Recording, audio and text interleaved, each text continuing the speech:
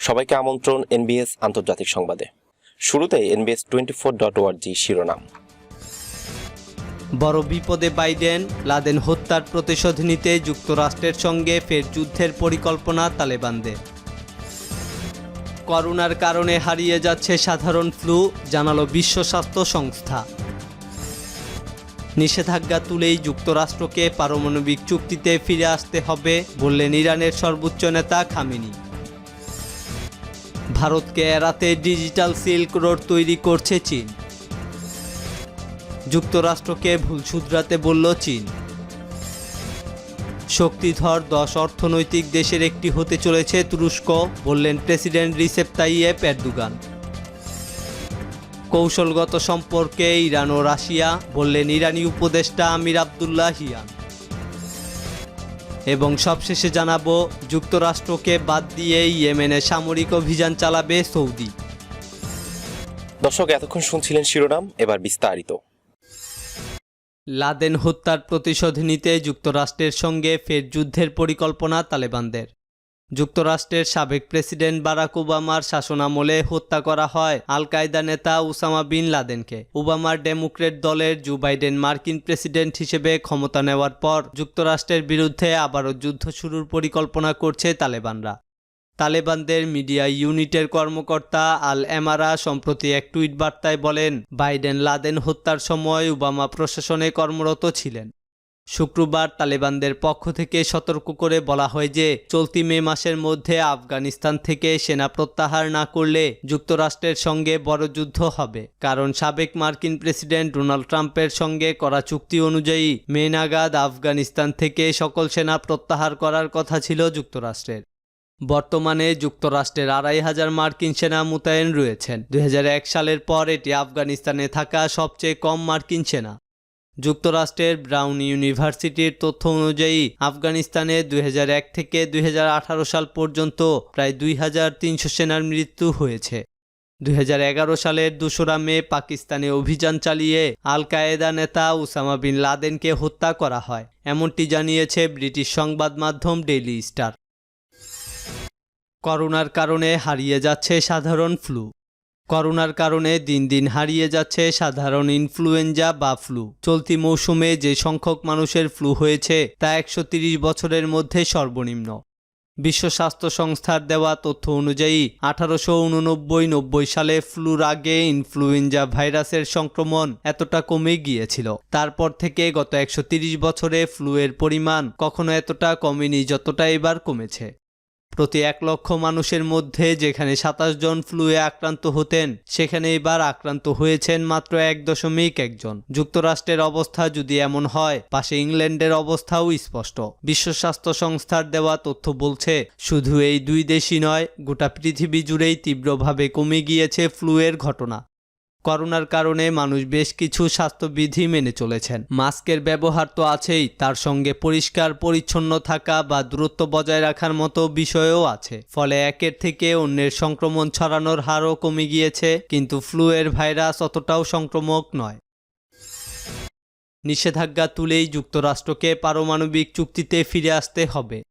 ইরানের সর্বোচ্চ নেতা আয়াতুল্লাহ ইলুজমা খামেনি বলেছেন, যুক্তরাষ্ট্রকে অবশ্যই 2015 সালের ঐতিহাসিক পারমাণবিক চুক্তিতে আবার ফিরে আসতে হবে। এর আগে যুক্তরাষ্ট্রকে ইরানের উপর দেওয়া সকল নিষেধাজ্ঞা প্রত্যাহার করতে হবে। রবিবার ইরানের বিমান বাহিনী ও এরোস্পেস ডিভিশনের কমান্ডার ও পাইলটদের এক সমাবেশে খামেনি কথা বলেন। বিমান বাহিনীর কমান্ডারদের সঙ্গে এক বৈঠকে খামেনি বলেন, তারা চুক্তির পর খুব অল্প সময়ের জন্য ইরানের উপর থেকে অবরোধ তুলে নিয়েছিল, কিন্তু আবার তারা পাল্টে যায় এবং অবরোধ বৃদ্ধি করে। ইরানের সর্বোচ্চ নেতা বলেন, এই অঞ্চলে আমেরিকার অনুগত দেশগুলো, বিশেষ করে অবৈধ ইসরায়েল এখন হতবিহ্বল হয়ে পড়েছে এবং উল্টাপাল্টা বকছে, কারণ তারা আন্তর্জাতিক অঙ্গনে ও দেশের ভেতরে আমেরিকার বাস্তব অধঃপতনে ভীত, সন্ত্রস্ত ও উদ্বিগ্ন। খামেনি বলেন, চুক্তির জন্য ইরান শর্ত দিয়েছে এবং সেখান থেকে দেশটি পিছু হটবে না। তারা যদি চায় চুক্তিতে ইরান আবার ফিরে আসবে, তাহলে যুক্তরাষ্ট্রকে অবশ্যই সকল অবরোধ তুলে নিতে হবে এবং এটা শুধু কাগজে কলমে নয়, তাদেরকে এটা কাজে পরিণত করতে হবে, আর আমরা তা যাচাই করব। ভারতকে এড়াতে ডিজিটাল সিল্ক রোড তৈরি করছে চীন। বিস্তৃত চাইনিজ বেল্ট অ্যান্ড রোড ইনিশিয়েটিভের BRI অংশ হিসাবে চীন পাকিস্তানের একটি আন্তঃসীমান্ত ফাইবার অপটিক কেবলের স্টেশন স্থাপন করবে। এর মাধ্যমে চীন পাকিস্তানকে সঙ্গে নিয়ে ডিজিটাল সিল্ক রোড তৈরি করছে, যা উভয় দেশের ভূতাত্ত্বিক স্বার্থ রক্ষা করবে। এক প্রতিবেদনে এ তথ্য জানিয়েছে সংবাদ মাধ্যম নিকেই এশিয়া। ফাইবার কেবলটি আরব সাগরে পাকিস্তান ও পূর্ব আফ্রিকার সাথে ইউরোপের সংযোগকারী PEACE সাবমেরিন কেবলের সাথে যুক্ত হবে। এটি BRI-তে অংশ নেওয়া দেশগুলো এবং ইউরোপকে সেবা প্রদান করবে। PEACE কেবল অংশগ্রহণকারী দেশগুলোর মধ্যে স্বল্পতম সরাসরি ইন্টারনেট রোড সরবরাহ করবে এবং ইন্টারনেট ডেটা হস্তান্তর করতে সময়কে দ্রুত হ্রাস করবে। প্রতিবেদনে উল্লেখ করা হয়েছে যে বর্তমানে কেবলটি করাচি ও গোয়েন্দার বন্দর শহরগুলোর মধ্যবর্তী রাওয়ালপিন্ডিতে স্থাপন করা হচ্ছে। চীনের হুয়াওয়ে টেকনোলজিসের সাথে অংশীদারিত্বের ভিত্তিতে $240 মিলিয়ন প্রকল্পটি পাকিস্তান সরকার গত সপ্তাহে অনুমোদন দিয়েছে। কেবলের ভূমধ্যসাগর অংশটি ইতিমধ্যেই স্থাপন করা হয়েছে এবং মিশর থেকে ফ্রান্সে সংযোগ দেওয়া হয়েছে। 15,000 কিলোমিটার দীর্ঘ কেবলটি চলতি বছরের শেষ দিকে চালু হবে বলে আশা করা হচ্ছে।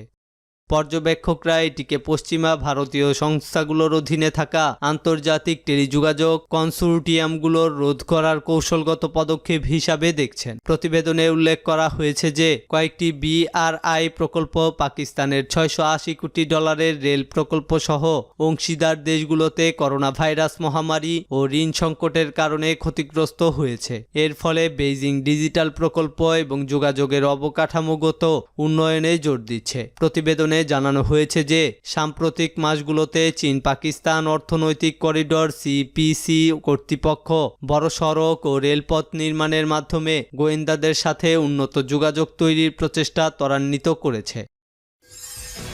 যুক্তরাষ্ট্রকে ভুল শুধরাতে বলল চীন।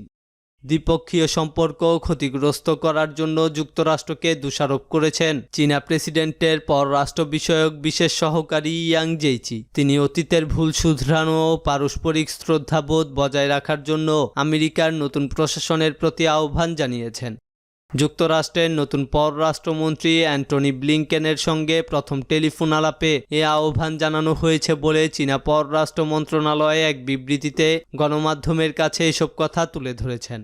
ইয়াং জেইচি বলেন, বাইডেন প্রশাসনের উচিত সাম্প্রতিক ভুলগুলো সংশোধন করা, চীন আমেরিকা সুন্দর ও স্থিতিশীল সম্পর্ক উন্নয়নের জন্য সংঘাতহীনতার চেতনা সমুন্নত রাখা, পারস্পরিক শ্রদ্ধা এবং সহযোগিতার মাধ্যমে চীনের সঙ্গে কাজ করা। শক্তিধর 10 অর্থনৈতিক দেশের একটি হতে চলেছে তুরস্ক। তুরস্কের প্রেসিডেন্ট রিসেপ তাইয়েপ এরদোগানের নেতৃত্বে তুরস্ক সমগ্র বিশ্বে শক্তিধর দেশে হিসেবে এগিয়ে যাচ্ছে। এই অগ্রগতি নিয়ে দ্রুতই বিশ্বে প্রথম 10টি অর্থনৈতিক দেশের মধ্যে চলে আসবে তুরস্ক। এরদোগানের দাবি, তুরস্ককে বিশ্বের বৃহত্তম 10 অর্থনীতির একটি রূপান্তরিত করতে বৃহত্তর প্রকল্পগুলোতে বিপুল বিনিয়োগ করা হচ্ছে। বর্তমানে বিশ্বে চলমান মোট বৃহত্তর প্রকল্পের অর্ধেকই তুরস্কে নেওয়া হয়েছে। শনিবার মালাতিয়া প্রদেশের এক অনুষ্ঠানে ভিডিও বার্তায় এরদোগান এ আশা ব্যক্ত করেন। তিনি বলেন, বিপুল বিনিয়োগ ও বিভিন্ন বড় প্রকল্পের সাহায্যে শীর্ষ 10 অর্থনৈতিক শক্তির পথে এগিয়ে চলছে তুরস্ক। কৌশলগত সম্পর্কে ইরান ও রাশিয়া। তেহরান এবং মস্কোর মধ্যে বিশেষ এবং কৌশলগত সম্পর্ক রয়েছে বলে দাবি করেছেন ইরানের সংসদ স্পিকারের আন্তর্জাতিক সম্পর্ক বিষয়ক উপদেষ্টা আমির আবদুল্লাহিয়ান। রবিবার ইরানের সংসদ স্পিকার মোহাম্মদ বাকের কলিবফের একটি উচ্চ প্রতিনিধি দলের মস্কো সফর নিয়ে তিনি একথা বলেন। আমির আবদুল্লাহিয়ান বলেন, স্পিকার মোহাম্মদ কলিবফের রাশিয়া সফরের উদ্দেশ্য হচ্ছে তেহরান এবং মস্কোর মধ্যে সাংস্কৃতিক, অর্থনৈতিক এবং বাণিজ্যিক সম্পর্ক গড়ে তোলা। করোনা ভাইরাসের কারণে সফরে বিভিন্ন ধরনের প্রতিবন্ধকতা থাকা সত্ত্বেও আঞ্চলিক এবং আন্তর্জাতিক গুরুত্বপূর্ণ ইস্যুতে আলোচনা হবে। তিনি আরও বলেন, স্পিকার কলিবফ রাশিয়া সফরে দেশটির জাতীয় সংসদের নিম্নকক্ষ, দুমার স্পিকার এবং সিনেটের স্পিকারের সঙ্গে বৈঠক করা ছাড়াও গুরুত্বপূর্ণ রুশ কর্মকর্তাদের সঙ্গে আলোচনায় মিলিত হবেন। দুদেশের মধ্যে কৌশলগত সুসম্পর্ক বিদ্যমান থাকায় রুশ পার্লামেন্ট অত্যন্ত খোলা মনে আমন্ত্রণ জানিয়েছে। যুক্তরাষ্ট্রকে বাদ দিয়ে ইয়েমেনে সামরিক অভিযান চালাবে সৌদি। ইয়েমেনে ইরান সমর্থিত হুতি বিদ্রোহীদের বিরুদ্ধে সামরিক অভিযান চালিয়ে যাওয়ার অঙ্গীকারের কথা জানিয়েছে সৌদি আরব। যুক্তরাষ্ট্রের সহযোগিতা ছাড়াই দেশটি ইয়েমেনে অভিযান চালাবে বলে ঘোষণা দিয়েছেন উপপ্রতিরক্ষা মন্ত্রী প্রিন্স খালিদ বিন সালমান। মধ্যপ্রাচ্য বিষয়ক সংবাদ মাধ্যম মিডল ইস্ট মনিটর এ খবর জানিয়েছে। শুক্রবার 5 ফেব্রুয়ারি প্রিন্স খালিদ বিন সালমান বলেন, আমরা মানবিক পরিস্থিতি দূরীকরণ এবং ইয়েমেন সংকট সমাধানের জন্য আমাদের মার্কিন অংশীদারদের সঙ্গে কাজ চালিয়ে যাওয়ার প্রত্যাশায় রয়েছি। এর আগে বৃহস্পতিবার 4 ফেব্রুয়ারি মার্কিন প্রেসিডেন্ট জো বাইডেন প্রথম পররাষ্ট্রনীতি বিষয়ক ভাষণে ইয়েমেনে সৌদি আরবের অভিযানে সহযোগিতা বন্ধের ঘোষণা দেন। তিনি বলেন, ইয়েমেনে চলমান যুদ্ধের অবসান ঘটাতেই হবে। প্রতিশ্রুতি রক্ষার অংশ হিসেবে অস্ত্র বিক্রি সহ ইয়েমেন যুদ্ধে আক্রমণাত্মক অভিযানের জন্য যুক্তরাষ্ট্রের সব সমর্থন বন্ধ ঘোষণা করছি। এ সময় ইয়েমেনে নতুন মার্কিন রাষ্ট্রদূত হিসেবে সিনিয়র কূটনীতিক টিমোথি ল্যান্ডারিং এর নামও ঘোষণা করেন তিনি। দর্শক, এই ছিল এখনকার মতো। আমাদের পরবর্তী সংবাদ দেখার আমন্ত্রণ জানিয়ে বিদায় নিচ্ছি আমি শফিউল আলম আরাফ।